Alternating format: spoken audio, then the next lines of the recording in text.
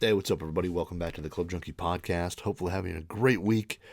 A little tired. Just got back yesterday from San Diego and had a great time down there. But I always had a great time out in San Diego. It was probably one of the first times that the weather in Michigan might have been a little bit better than in San Diego, which certainly doesn't happen very often. But before we get into today's episode, tell you why I'm there. Today's episode brought to you by Titleist and the new TSR Woods. So the hours have been put in, the work has been done. As the moment approaches, you either fear it or you feel it. For Titleist, it's a moment filled with pure anticipation, the culmination of relentless pursuit of speed in every form. So step up and settle in with confidence. The Titleist TSR is here. New TSR drivers take everything that made TSI the number one driver on tour and pack even more performance into every head. From new face technologies to CG improvements and aerodynamic refinements, when everything moves the needle, you're playing at Titleist speed. Go to Titleist.com to learn more about the TSR metals and to schedule your fitting today. Titleist TSR. Find your faster. And out in San Diego this week, we had a really cool member trip going on. So we took 4 forum members who were actually local to the San Diego area and met up at the Grand Del Mar golf course or golf club. Beautiful place, unbelievable. I've been there. I think my second time, might have been my third, but it's actually been my second time playing it though. Great place, beautiful club, all that, and then we met up to hang out with some guys, hang out with the Full Swing guys from Full Swing, showing off the kit launch monitor, but a bunch of forum members there, and it was an absolute blast. We had a good time. Got to hit a bunch of balls and mess around, and these guys got to get set up with a launch monitor, and it was pretty cool. So we had a great time. Last week in the league, because I was going to get the league update, it was rough. It was a tough day. Not a lot going right. And I wouldn't say I hit it horribly, but the wedge game was just an absolute disaster. It was horrible. So I walked off to one, sliced the first ball OB, which I never do, and I had a brand new 3-wood that I'd never hit before out there, which I got to reshaft. I'll tell you, it was the Mizuno STZ, the new one, but the one that I have has a hazardous smoke green RTX, and it's a stout shaft. It's a stout boy.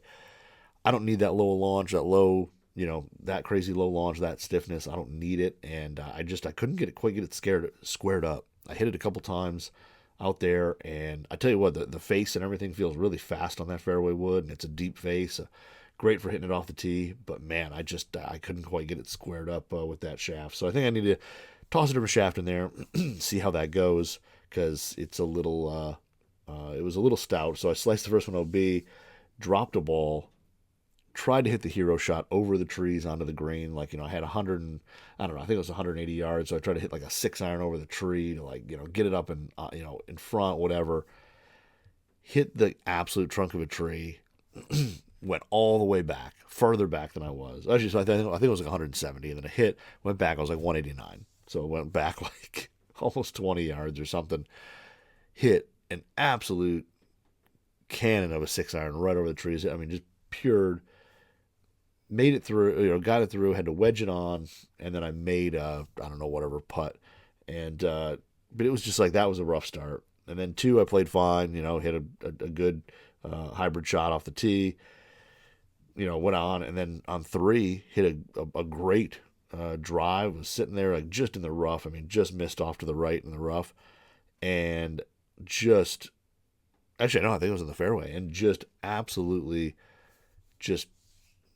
gave up on the wedge. I had 110 yards, something like that. Absolutely gave up on the wedge, flared it way right, and then it was the third green is tiered, so the back half is much taller than the front half, and there's just a big hill, and I was basically back right, or kind of right where the hill started. I was just beyond it, and the pin was in the front, and there was no way to go directly at the flag because everything slopes away.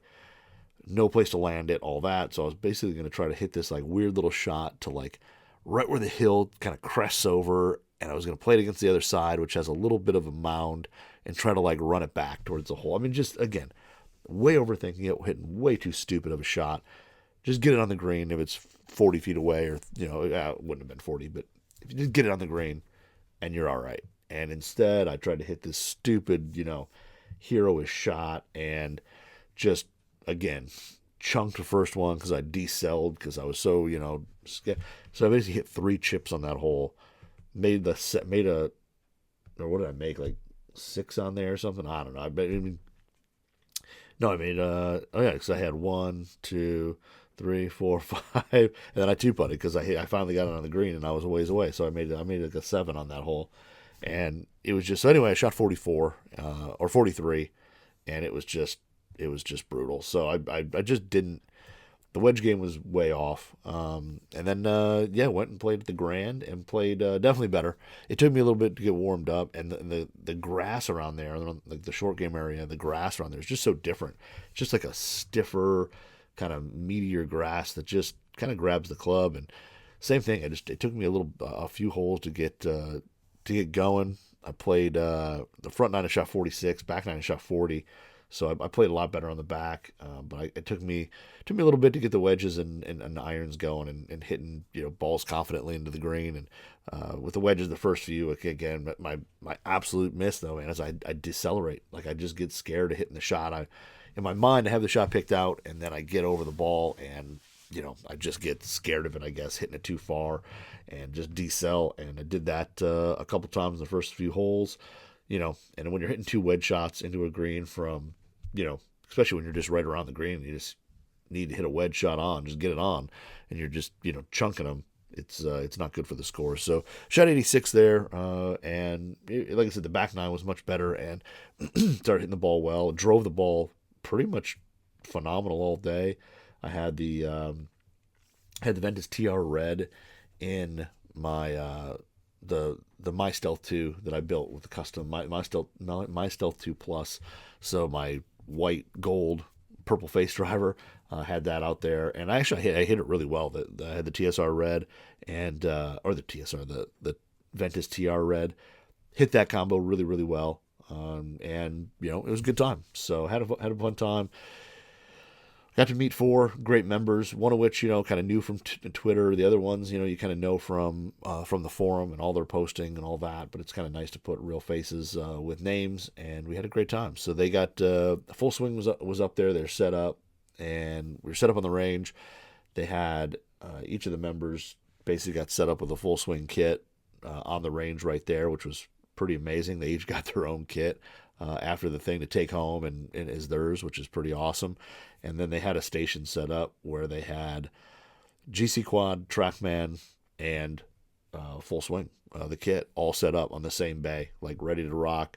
TrackMan and kit were next to each other. GC Quad was up front, and they were letting you hit balls. And they just basically, they're letting us film it, whatever. If you want to take pictures of the results, all that, they let us do that. They let us post it in the forum.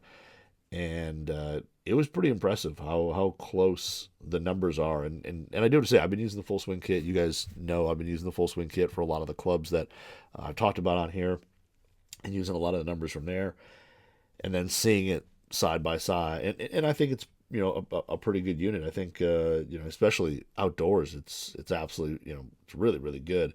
And looking at all the the numbers and stuff like that on those units, it was pretty impressive. It was, I guess I can pull up the kit. I know I did a review on the kit before, but it's a pretty amazing unit for $5,000. When you look at what you get in terms of for $5,000, which again, I'm gonna tell you, it's not crazy cheap. I'm not assuming that this is super cheap, and you just pick up 4 of these at your your local store and set them all around your course or anything like that. But definitely compared to the 4 to 5 times the price units, and you can get really really accurate data. It's pretty impressive. And talking to those guys, they've been doing simulators for ever, full blown simulators and things like that, the $40,000-$50,000 simulators. So a lot of it was stuff they've learned. They're just putting it into a smaller package and getting it out there to to be used in a launch monitor instead of in your simulator. So it's not like they're brand new to the game and they're just jumping in with no previous experience or data or anything like that. I mean, they've got a lot of shots under their belt, and they've got a lot of tech already kind of in the works. So basically, just packaging it into a small form launch monitor was all they needed to do, which was pretty cool. So it's a Doppler-based system, so Doppler radar-based. It does have a camera on it, but that camera is used for, at least at the moment, it is just used for like recording shots or recording your swing.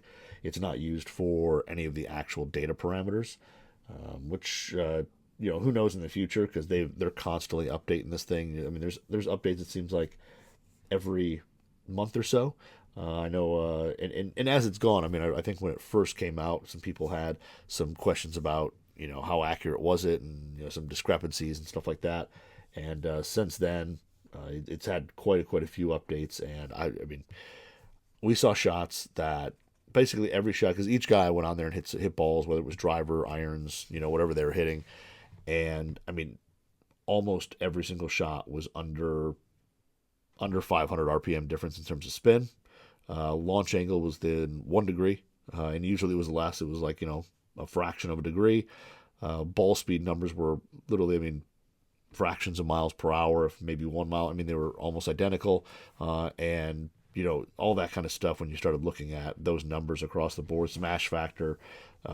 The only one that was kind of like that had a little discrepancy that you saw more was club head speed. And talking to those guys, it's a lot of just how it's measured and things like that, and how it's tracked. And there can be a little bit of discrepancy, but even that, I mean, you saw maybe a 2 mile an hour difference. I mean, that was the biggest difference you saw was club head speed. And if something said 101, one of them might have said 102, one of them said 103. It was extremely close. Even if you get between, let's be honest, I'm a 9 handicap. If I swing at 101 or 103 or whatever, it's not making that big of a difference to me. I mean, I know I'm in the ballpark, I know I'm in the range, and honestly, I can't purposely swing one 2 miles an hour slower or faster than the previous swing. It just I don't have that kind of skill or anything like that. And I did ask the guys as well, because I mean, you've seen some of the guys on tour using it. Whether it's Tiger, John Rahm, you've seen a couple other people with these things now on the range at tour events, and asked like, do they have a different software or anything like that? And they're like, nope. They're like, it is the exact same software your machine downloads, they download. So it's the exact same. They're not getting some different version of software that is better than what. There's no tour issue software that you can get. But yeah, Doppler radar system, so tracks the ball from the second it leaves to the second it hits the ground. And that's kind of their claim to fame, is that they're giving you the exact ball data, what exactly the ball is doing in the air. They also do have some club data as well. You'll get club data. I think it's like face angle, face to path. You'll get some of that as well. I think angle of attack. So you'll get some of that club data as well. With 16 points, and it was pretty cool. It was interesting too to talk to those guys, because I know some people have brought up or at least in launch monitor conversations, on each launch monitor you need to set what club it is in order for the algorithm to be right for spin and spin and launch and all these things. And we asked those guys, is that what you have to do on here? And they said basically you're setting the club. For them, it basically helps accuracy, because when you set the club, it looks in a certain window for launch, and they're like, that kind of helps kind of track balls, and you get less missed shots and things like that. But they said it doesn't influence how they actually track the ball in the air. It just gives the machine, the launch monitor, kind of a window to look in, because they look at what's the average launch of a 6-iron, average launch of a 7-iron, and it looks in those windows for that shot right out of the gate, and then that way it's going to catch that ball faster. It's going to catch that shot. It's not going to miss it, things like that. So they do use it, and it is part of it. So, I mean, if you select a driver and you're hitting a wedge, you may get, you may get a number that's slightly off, because it's looking in a different window for the shot to initially start. But it's not actually changing up a bunch of different parameters, or changing an algorithm, to change something. It's not adding that into the effect of the shot. Which was pretty interesting. And then also indoors to outdoors, I think said RCT balls. The biggest difference is going indoors with RCT. If you have like Titleist RCT balls, which have a little layer in there that are meant for radar-based launch monitors, that it actually will measure exact spin with that thing, because that ball has those little, I think they're like kind of like metallic bands or whatever built inside them, and it will measure spin even better than outdoors, which was pretty interesting. So to see the accuracy between all shots, it wasn't even just drivers or just 6-irons or just wedges. It was pretty impressive, and to be able to to have a company basically throw their equipment out there against the big boys of golf, because the GC Quad, the TrackMan were out there, and they basically didn't shy away from taking photos, taking little video of the screens, whatever. They were all about it, and they were willing to kind of put the taster's choice test up against those big big boys. And in terms of numbers, it's hard to argue that this thing isn't really, really close. And they're now on their online. If you go online, and they have on their website, if you go to fullswinggolf.com, they've actually got some charts showing kind of the averages in terms of compared to TrackMan 4, GC Quad, and themselves. And the numbers they show, which are literally a yard to 4 yards off or whatever, are pretty much what we saw the whole time. Some of it, like the kit and the TrackMan were extremely close. GC Quad was a little different. You'd see a little difference there, and they were kind of explaining how just the camera-based system and a few things that GC Quad does differently than a Doppler system, you can notice a couple differences. So if you saw a bigger discrepancy in terms of a full yard different or a full 2 yards different in carry, usually it was between the kit and the GC Quad, and usually TrackMan and kit were very, very similar, very, very close, especially with things like carry and launch angle and things like that. They were pretty much identical. Where GC Quad, like I said, just using a camera-based system is it just does things a little bit differently, and they were explaining some of the nuances that they found in GC Quad and how it worked, and why you may see a number or two that are a little bit different. It's just the way they either calculate or measure things, and it was pretty interesting. It was pretty fun to hang out with those guys. And then the other thing too is the software. The actual interface is pretty easy to use. You can use it on. The thing I like about it is that I can go outside, hit balls in my net, and even if I go to the range, and I don't have to have the full iPad or phone there with every single number showing and all that. I can just have the 4 parameters I want on the front screen, and just hit some balls and look back, and is the smash factor, how well did you hit it, how efficient was it, what's the launch angle, and then also kind of ball speed, where are you at, and those type of numbers. So you can totally customize whatever 4 parameters you want on the screen, show them off, and then you don't have to keep checking your iPad or phone or whatever. You can just look back and see the numbers for that shot and move on. But it also works with your AirPods. It works with an Apple Watch. Yes, it is iOS only at the moment, so it only works with those. So if you're an Android user, yeah, unfortunately you're kind of out of luck at the moment. But iOS, you can use your watch, your phone, iPad, AirPods. It'll tell you parameters and stuff like that on the watch. So extremely customizable. And the only thing that I've told those guys that I would like personally, just being kind of a junkie guy myself, is they don't have really a way to have all the parameters in like an Excel spreadsheet look across the board. So you can't compare driver 1 to driver 2 with all the parameters sitting right there. You actually have to, in the app, which it's super simple to do, it has the clubs listed, and you just click on spin, carry, whatever, those parameters, and it'll show you the combination of the two or the averages of the 2 clubs. It just doesn't give you the full graphical, look of it. And which is fine. For me, I just go through and I jot them down real quick on a piece of paper, so I just have them when I do my show. But I would love to just have my phone or iPad that just has all the numbers right there, and you can just kind of compare them real quick. They said they're working on it. It's always stuff that they're looking into, and I've seen from owning this thing or having this thing for the past year, maybe year and a half, that they do have a lot of updates, and they do kind of continuously update stuff, and it does it as soon as you plug in the unit. It starts charging, it looks for an update, and downloads it automatically. You don't have to do anything. You just set it up to your home Wi-Fi, and it just goes. So they do have a lot of updates, and it does have simulator. I think it's E6 support or simulator support. And I think if you buy one, it actually comes with it. I think you just call, and they give you a code. You load it up, and off you go.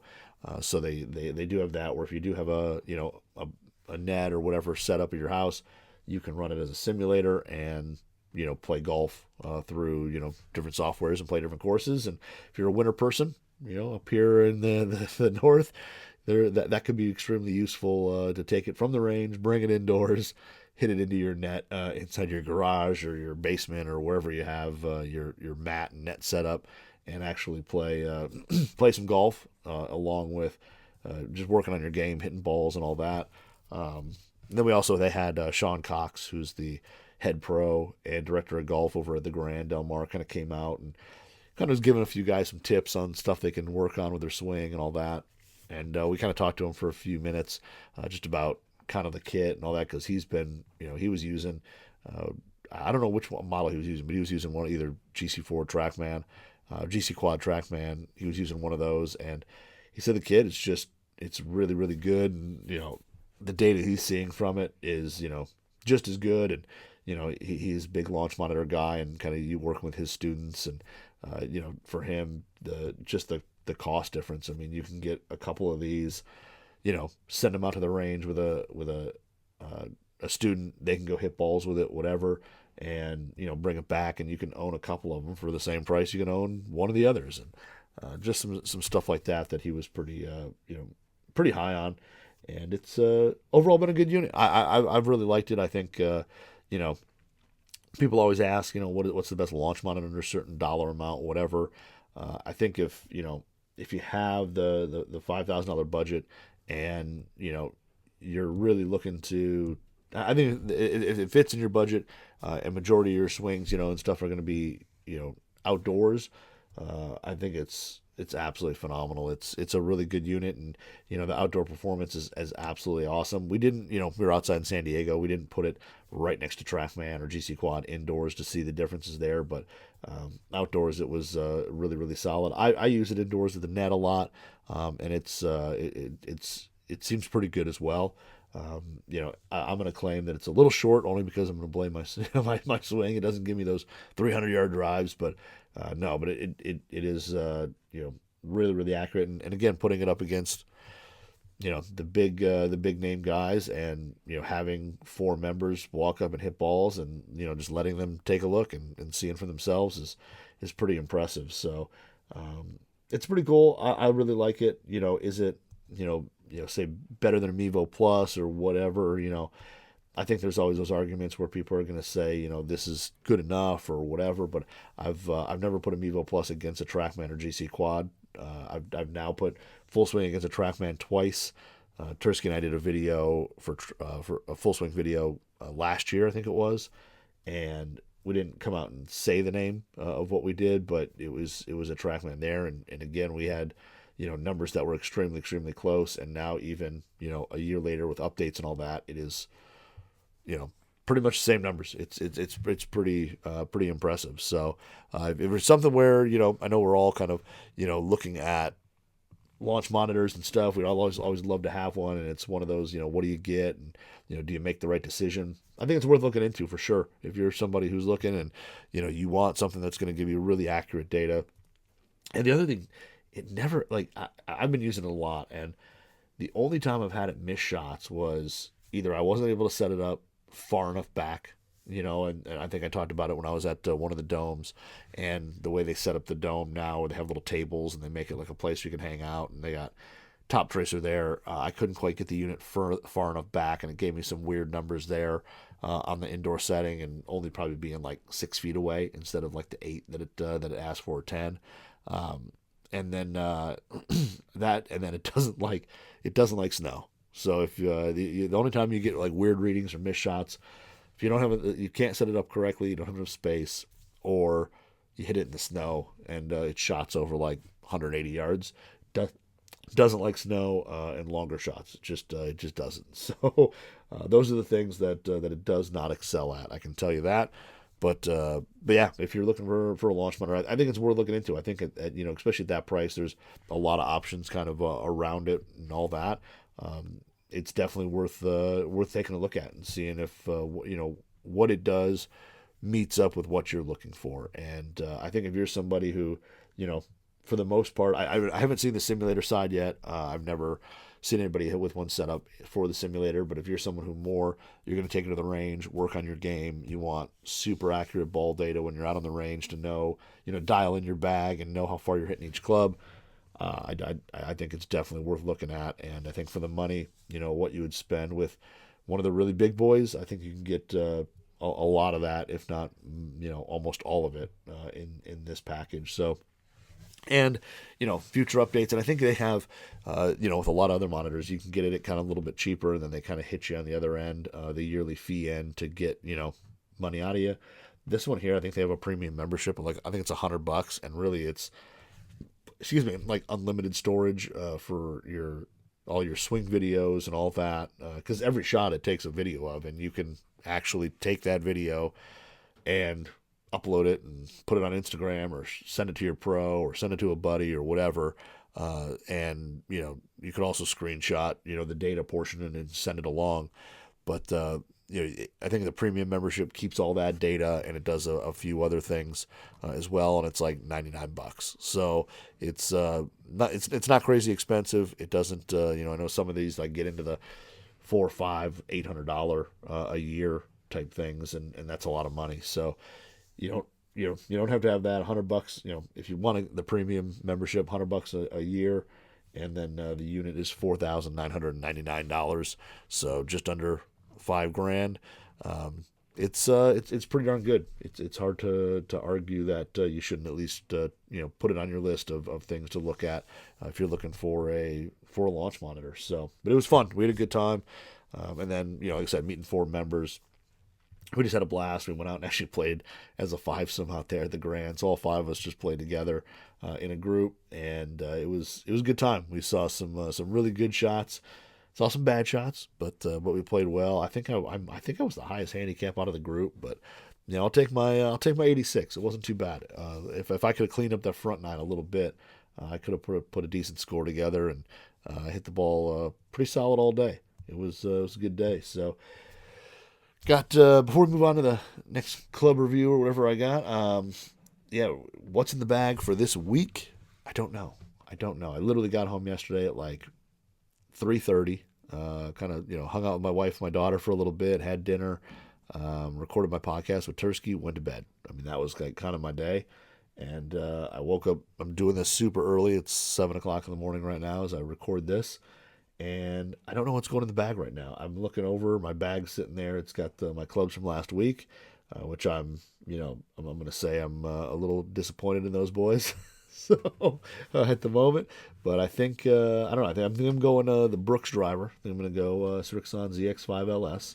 I don't know what shaft yet, but I think I'm going in the Srixon driver. It's sitting over there. I think I mentioned it before. I did toss a little bit of hot melt in there, so I'm excited to hit that, see how it sounds and feels.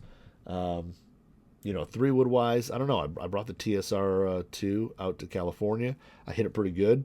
I had TSR2, a Ventus TR Red 7X. I hit that actually pretty good, especially off the tee. I was hitting it really solid. So I don't know, that may go again, but I might bring the Triple Diamond, the Callaway Triple Diamond. I haven't hit that in a little while. I've been kind of playing some other 3-wood, so I might bring that. Hybrid, I'm not 100% sure yet. I had the Ping 7-wood out, and I didn't run into a lot of shots I needed it for out at the Grand. I brought it just in case because I was like, what if, from what I remembered from that course, I didn't really need hybrid off the tee a lot.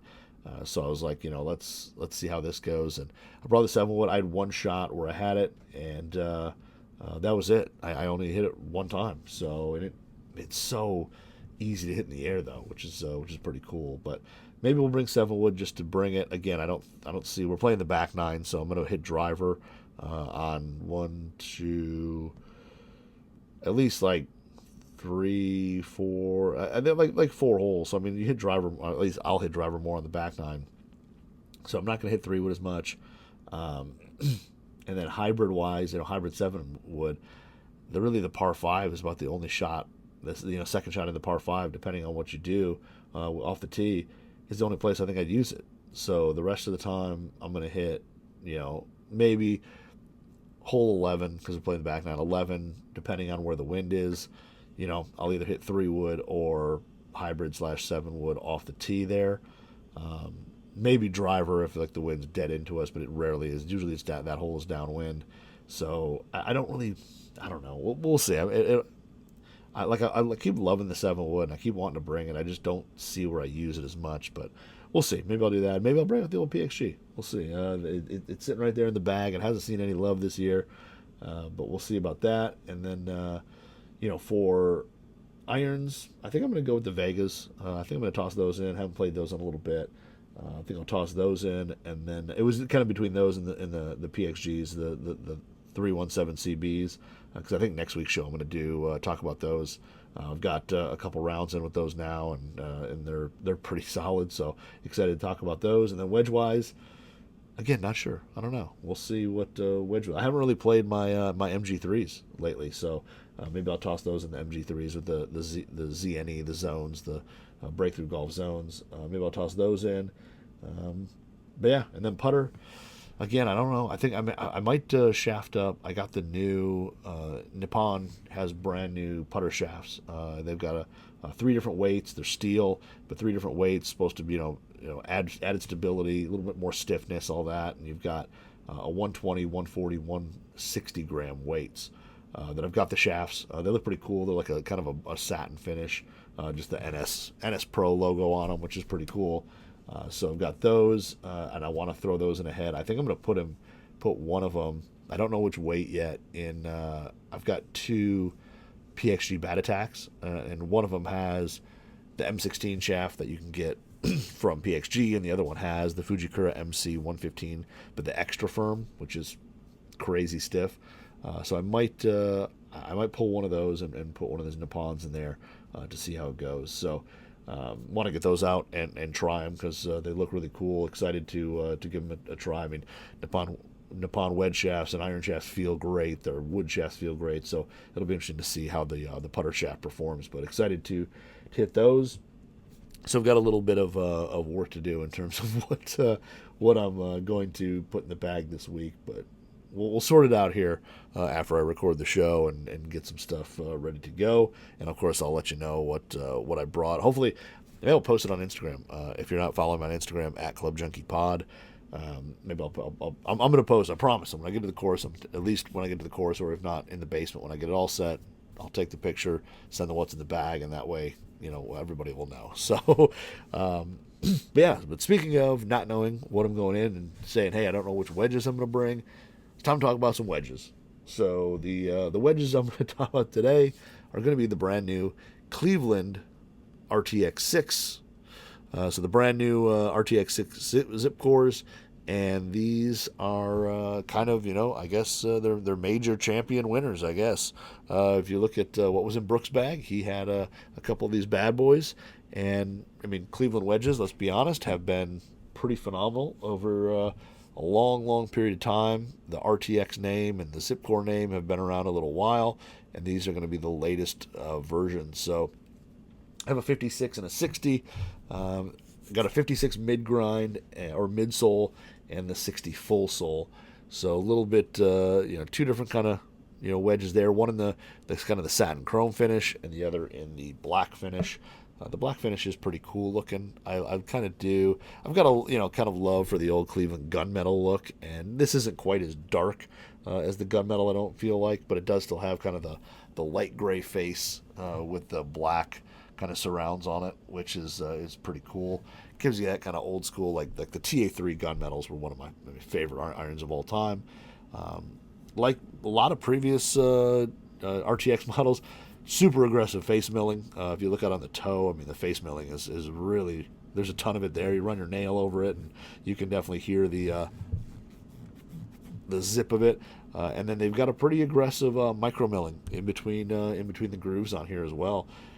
Everything built for a lot of spin. Internally, they've kind of got their ZipCore technology where they kind of put I think they kind of hollow out the bottom of the hosel and maybe into the heel just a hair, and they fill it with like a lower density metal or something, so they can kind of slide the CG or the out closer to the center of the club, which is pretty interesting.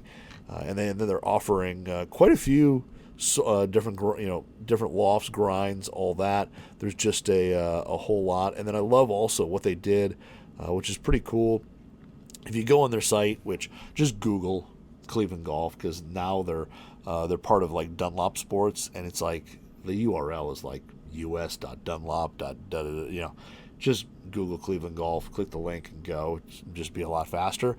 But they do kind of they put on there, if you scroll down near the bottom, they do a grind comparison, and not only do they compare like older RTX models, so like if you were playing like an RTX 3, really liked a certain wedge, like they'll tell you like what is the comparable sole grind now, but then they get into other wedges as well. So if you look in your like an M grind player, you play a Vokey M grind, depending on the type of player, they're going to say it's kind of between a low plus, a low sole or a low plus, or a mid sole. So they kind of give you the comparison, so that way if you are kind of on the fence and coming from a different grind, they can kind of tell you exactly what. Like if you're a TaylorMade standard bounce guy, it looks like the midsole. If the high bounce is more the full sole, and then if you're a Pink W grind from the Glide 4.0s, you'd want to go full sole. And it's just kind of cool. They give you kind of the ones for Titleist, Callaway, TaylorMade, Ping, and Mizuno. So kind of the big boys there. And they hit a lot of the big grinds. So they even have like the Z grind on there, which is brand new from Cal, or somewhat new, and it's listed on there. So which is pretty cool. The look of them, I think, is really good. I mean, the Cleveland look is it's kind of been classic. A little more rounded top of the toe, but not super round and bubbly. The actual toe is a little more squared off. The very top of it, the top edge is a little softer. Leading edge, just slightly rounded on the 56. When you get into the 60, it's just a hair more rounded, and the rounded sole, when you start opening the face, the rounded leading edge, I mean, when you start opening the face, does kind of give you a little bit of added, I want to say that as you open the face, it does kind of give you some added control through the ball. It gets under the ball easier, and allows you to kind of hit some more open face shots as you get a little more rounded. So the 60's got a little more of a curve on the leading edge, but it's nothing offensive, nothing too bad. I like a straighter leading edge, and neither one of these look out of place for me. Like I said, the 60's a little more, but it's still pretty minimal. The full sole on the 60 is definitely, it's got some meat to it, which I think is nice. I mean, it's got 12 degrees of bounce. It's got a little bit, and again, I don't know if it's going to show up here on YouTube. It's got a little bit of heel and trailing edge relief, so you can open up the face and not have the leading edge come off the ground too high. And then the midsole, like on the 56, kind of has almost, they call it a V-sole, but it kind of has a little bat of that C look. There's not as much, it's not as aggressive of a heel relief as an actual C grind, but a good amount of toe relief, good amount of trailing edge, and a little bit in the heel there. But they do offer quite a few, sole grind options when you start looking through, and they start at, the RTX 6, they start at a 46 degree, so you can put a take your pitching wedge out, put a RTX 6 ZipCore in there, and then it goes all the way down to 60. So when you get into the 60, you've got, low, mid, and full bounce. Same with 58, 56, 54s. It's kind of cool to see 54 where you can get three different soles, because I feel like certain companies, when you get into 54, the higher end of the sand wedge, they kind of start limiting options there. And then you basically get the 52 only comes in a mid grind, the 50 only comes in a mid. So 46 through 52, just a midsole and then everything else kind of has the low, mid, and full. It's pretty interesting too because you can also do.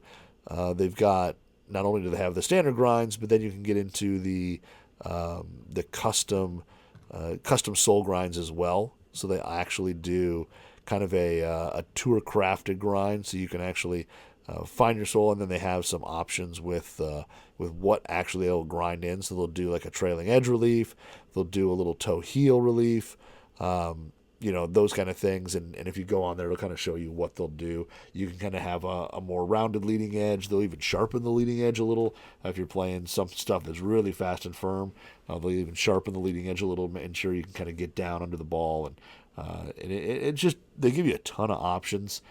Which is pretty cool because, I think some other brands like Vokey have been kind of known to offer the most sole grinds, and people think that, there's the most versatility there.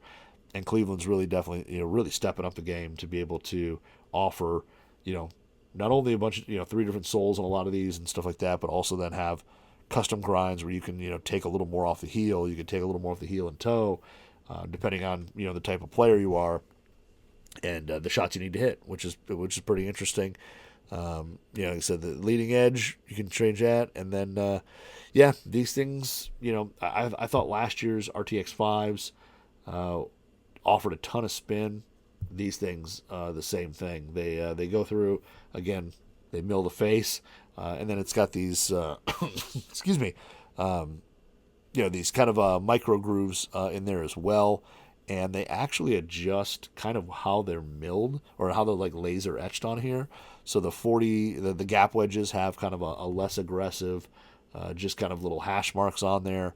And then you get into the 46, 48, and then you get into the 50 and 50 or 50 to 52. It's slightly more aggressive. And then the 54s through 60s, they add even more kind of laser milling on here in order to kind of make the face even more aggressive, which is pretty interesting. The grooves, of course, are, designed to have extremely sharp radiuses and to kind of give the maximum amount of spin they can. And then the Hydra Zip finish is it's between the laser milling and they kind of media blast the face and, just to handle better wet conditioned interaction. So ball gets a little wet, should displace some of that liquid or that water and give you better spin, better control, a little more predictability. Overall, just a really good looking wedge. I like the black a lot. I don't think they sent us a tour rack one, so I haven't seen the absolute raw one, but I've always liked the raw version. The tour racks are always pretty cool. But these bad boys, in the raw, they have gone up in price a little bit. I mean, they're $169 for the black or the chrome, and then the raws are $189, which so they've gone up a little bit, but about what everybody else is. Ton of tack packing into these bad boys, and but out on the course, they perform really, really good. I've been playing these two a little bit now, and going to the short game area before my league, hitting balls there, and then just actually playing them. Sound and feel are really good. They're pretty soft. They have just a little bit of click and impact, even when you hit dead center. More full shots, you'll get a bigger, heavier thud when you get it dead on the center. But really, really good feel to them. I would say just a hair firmer than say like a forged Mizuno wedge or something like that. Or if you go into like a Vega or an Epon or something like that, those really soft forged wedges. This is going to be just a little bit firmer, but I think it pairs up pretty close to the TaylorMade, the Callaway, Vokey. I think it's going to play in the same league in terms of feel. Just a hair firmer. Maybe a touch of click. It gets the click gets a little heavier if you start to miss it, either low on the face or a little high on the face. Dead center though, good feel, good responsiveness. You're going to be pleased with it. Just a hair of click for that audible feedback of yes, you did catch it either flush, you caught it a little on the toe, heel, whatever. The big thing you want to know about spin. They spin really, really well. I would say these are probably one of the spinnier wedges I've hit this year. Now, everything kind of spins pretty high, but these things do grab. I mean, whether it's slightly open-faced, trying to hit a little high, add a little spin, or if you're just playing it square to the target, really good spin. And I think what Cleveland's done is a lot of the spin out of the rough is really consistent and really solid.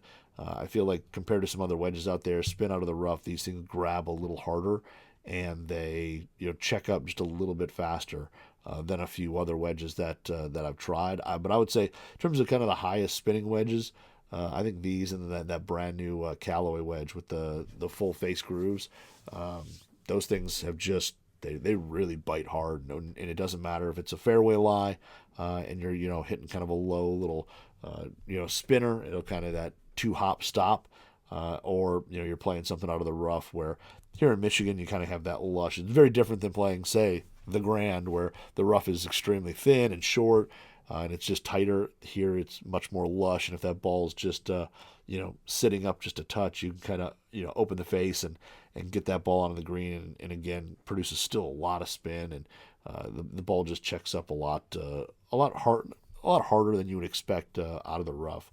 As I kind of explained, they had the Hydro Zip. Wet conditions, it still spins really well. They just overall spin wise are really consistent. There's hasn't been a shot where you hit the green and took off and you said, well, where was the spin? Like, there hasn't been any type of like knuckleball type shots out there that I've had between the 56 and the 60. Now, I don't hit a lot of full shots, the 60 especially. The 56 I'll hit more 3/4 shots. I think about 80 yards, maybe 85, depending on the shot, is about most I'm going to hit this thing. So again, 3/4, 3/4 kind of swings. Anything full, I kind of feel like I'm not confident in giving it that full swing and hitting it. But 3/4 shots from 75 yards, stuff like that, are going to check, especially out of the fairway, are going to check up immediately. I don't spin stuff back really. Like, I don't play that kind of spin. I'm not that aggressive, but it's kind of one of those, whatever distance you hit it, that's the distance it's going. It's not releasing any extra amount if you're hitting it off the fairway. I guess maybe if you're hitting it to like a downhill slope and it hits and runs a little bit, you might get a little bit there, but on a pretty flat surface, it's going to hit and pretty much dead stop for me. The 60, same thing. I'll hit even less full shots. That's a lot of partials around the green, but again, really consistent and predictable spin. You just kind of know, and if you pick out your landing spot a little short, if you're in the rough, that ball's going to hit. It's going to release that little bit, whatever it is, and come to a stop, and it's pretty much within that window every time. Out of the sand, really solid as well. I think in terms of float between the two, they're both really good. The midsole, as you open it up, there still is a good amount of sole there. So where the trailing edge and the heel are, do have a little bit of relief. This thing, as you open it, there's still a good amount of sole, offers a good amount of float in the sand. The 60s even more so. So, I mean, if you're a player who plays your lob wedge out of the sand a lot, you need a little bit of extra float, extra help in the sand, something that's not going to dig.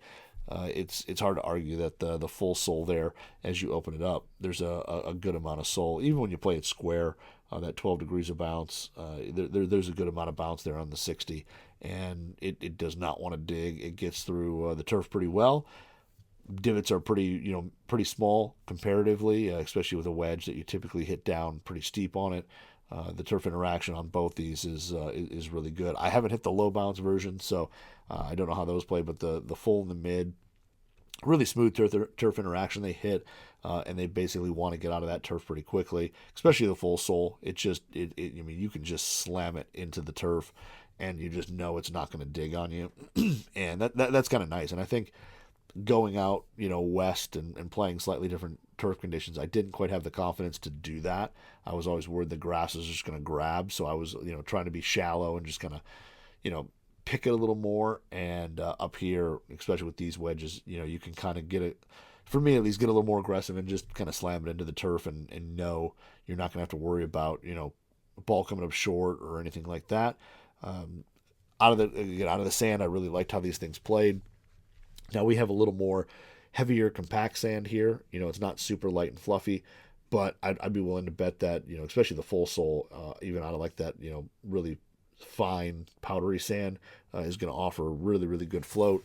But this thing here, up here, the 60, even the 56, that midsole, play really good. As long as you kind of get it about the right spot, entry point wise, like that inch behind the ball, about that, you're going to be pretty good. It's going to let you get away with a few, even if you do kind of come in a little behind that.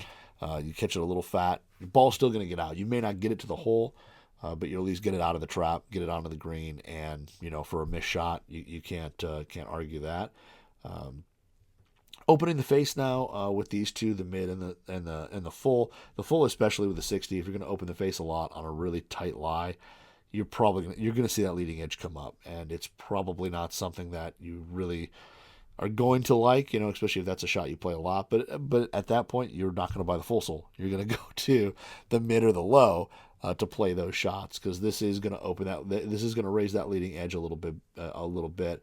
The full sole definitely raises it up, and you can definitely see where it comes up. And if you're playing really tight, it's going to be a little harder. You have to be very precise to get kind of under the ball and get it up.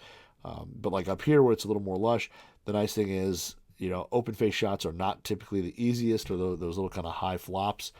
With the full sole on a little lush up here in Michigan, again, you can kind of slam it into the turf. You don't have to worry. And when you do hit it, and you do it right, you can feel that bounce hit, pop the ball up, and go through, and you do get a little bit of extra height. For at least I do, because I'm not an expert at that shot. I can kind of pull it off here and there. But just, around the practice green and stuff like that, hitting those shots, it does give a little more height, the 60 full sole, just because, I don't have to be as, scalpel precise with where that club comes in. I can get away with being just slightly off and still getting a really good result from it. And then, of course, when the face is open, it spins like a madman. So that's really, really good. But it's both these wedges, I've hit both probably, geez, I'm trying to think how many rounds. I've played a handful. Have been really, really solid. I've really liked them. I think, with all the other options they have there, it's pretty cool to see that you can, really dial in an RTX 6 ZipCore to what your, to what your needs are, and what type of shots you hit and stuff like that. The overall, the 56, I play it square right off, and if I'm short of the green, I'll play square shots that are just low spinners, and they just check up really, really hard. But in the 60, playing out of the trap and short sided stuff like that, they produce enough spin where you can get a little more aggressive with some of your wedge shots, where I couldn't with some other wedges. So I've been a big fan of the RTX 6s so far. I think they've been really solid. I don't know. I almost want to go. I almost feel like I want to try the midsole 60 just to see how that plays. I feel like that could be, not that I like the full sole one. I just feel like as it maybe gets a little firmer in the summer and stuff like that, I think the midsole could be a little more versatile. Could play it off the fairway a little more, just because the more confidence I get in. But I think if I played mid 56, mid 60. Both of those have been really, really good. So if you want to check out more, again, just Google Cleveland Golf. Just Google it. It's way easier than trying to type in the whole URL. But they've been really good. I've really liked them. They may go in the bag tonight to go play. We'll see. I don't know. So we gotta see what's gonna go in the bag this week. But they could definitely be there. But check them out. Definitely go demo them, try them out. I think you'll be pretty impressed with what Cleveland's done this year.